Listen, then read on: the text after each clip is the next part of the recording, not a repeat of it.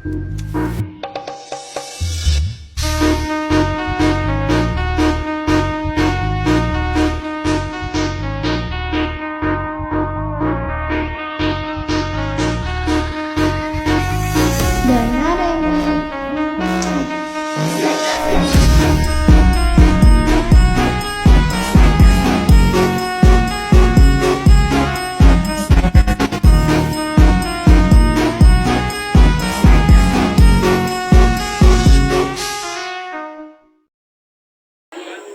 guys, selamat datang di podcast kami.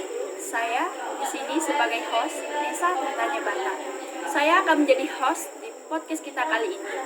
Di sini podcast ini akan membahas tentang kebijakan politik dan ekonomi dalam pemerintahan demokrasi liberal pada tahun 1950 sampai 1959. Pantengin terus ya. Nah, di sini saya memiliki beberapa pertanyaan yang akan saya tanyakan langsung kepada bintang tamu kita. Oke, kita lanjutkan nanti ya guys. Oke, sekarang kita akan memulai pertanyaannya. Kita akan memanggil bintang tamu kita ya guys. Baik, bintang tamu pertama kita yaitu Nur Fadila. Selamat masuk Nur Fadila. Terima kasih. Selamat pagi. Selamat pagi. Kita langsung saja ya, kita akan memulai menanyakan tentang materi yang sudah saya sebutkan tadi. Baik, saudari Fadila, apakah sudah siap? Siap. Oke. Apa sih yang dimaksud dengan demokrasi liberal? Demokrasi liberal adalah sebuah sistem politik yang memiliki banyak partai. Nah, di mana kekuasaan politik ini dipegang oleh politisi sipil yang berpusat di parlemen. Hal ini sebagaimana dijelaskan oleh Kamus Besar Bahasa Indonesia. Di mana juga era demokrasi liberal 1950 sampai 1959 yang dikenal pula dengan era demokrasi parlementer, yaitu era ketika Presiden Soekarno memerintah menggunakan konstitusi Undang-Undang Dasar Sementara Republik Indonesia tahun 1950. Oke, baik. Saya rasa cukup untuk satu pertanyaan ya, karena sudah cukup jelas. Oke, kita akan melanjutkan ke bintang tamu selanjutnya. Terima kasih saudari Nur Fadila. Oke guys, kita akan melanjutkan ke bintang tamu yang kedua. Baik, saudari Kristina Melin, silahkan masuk. Oke, nah di sini sudah ada narasumber yang kedua yaitu saudari Kristina Melin. Baik, saudari Kristina Melin, saya akan mulai pertanyaannya ya. Apa sih yang dimaksud dengan sistem pemerintahan demokrasi liberal? Sistem pemerintahan demokrasi liberal atau demokrasi konstitusional adalah sistem politik yang menganut kebebasan politik individual secara konstitusional. Ini dapat diartikan sebagai konstitusional. Ini dapat diartikan sebagai hak rakyat individu dari kekuasaan pemerintah. Kita akan melanjutkan ke pertanyaan yang kedua. Peristiwa apa saja yang terjadi pada masa demokrasi liberal?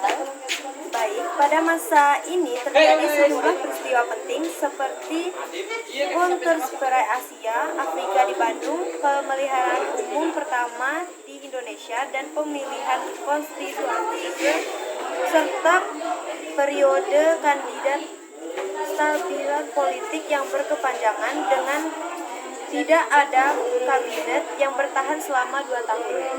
Oke, terima kasih untuk saudara Melin atas semua jawabannya. Baik guys, kita akan melanjutkan ke narasumber yang ketiga. Baik guys, kita akan melanjutkan ke narasumber ketiga yaitu saudara Raja. Saudara Raja, silahkan masuk. Oke, selamat datang. Baik, saya akan langsung mulai menanyakannya ya. Apa sih ciri-ciri yang tampak pada Indonesia pada demokrasi liberal?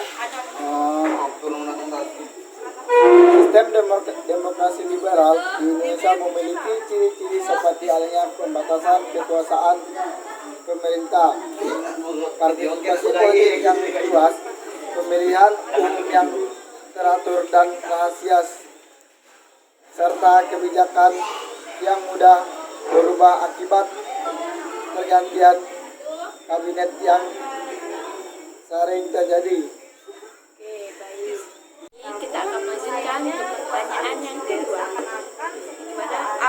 Mengapa Indonesia pada tahun 1950 sampai 1959 memakai undang-undang sementara? Latar belakang terbentuknya UU DS 1150 karena dibubarkannya RIS dibubarkan karena adanya demo besar-besaran dari rakyat yang menurut kembalinya Indonesia menjadi negara kesatuan Republik Indonesia. Konstitusi tersebut dinantikan sementara karena hanya bersifat sementara. Oke, baik. Terima kasih untuk sudah aja. Ya. Oke guys, balik lagi sama saya. Hari ini saya akan melanjutkan podcast yang kemarin. Nah, sekarang kita sudah memiliki narasumber yang baru, yaitu Saudari Wijaya.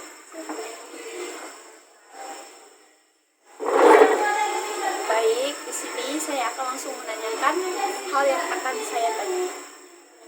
Jelaskan bagaimana kondisi ekonomi Indonesia pada masa demokrasi liberal. Pada masa demokrasi liberal, perekonomian diberikan kepada pasar untuk mengaturnya.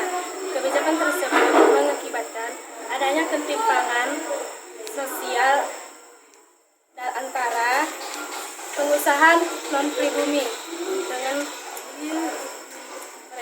pengusaha pribumi karena adanya ketidakmampuan dalam bersaing di pasar. Jelaskan bagaimana kondisi ekonomi Indonesia pada masa demokrasi liberal oleh Saudari Wijaya.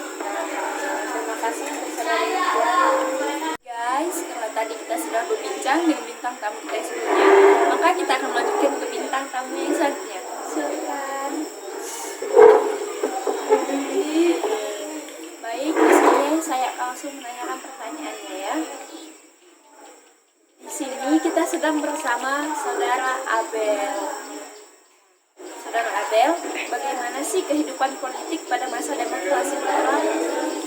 Perubahan sistem pemerintah presiden menjadi parameter yang ditandai dengan adanya maklumat Mendikbud nomor 5 tanggal 11 November 1945. Perubahan fungsi teknik yang semula sebagai pembantu presiden dan wakil presiden menjadi majelis legislatif.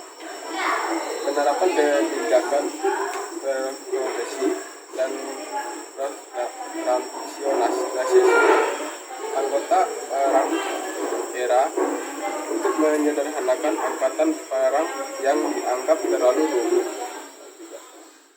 Terima kasih untuk Saudara Abel. Tadi kita telah berbincang sama Saudara Abel. Kita akan melanjutkan ke bintang tamu yang terakhir, yaitu Saudara Agustinus.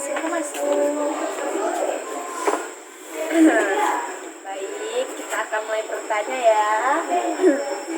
Apa saja sih upaya mengatasi masalah ekonomi pada masa demokrasi liberal? 1.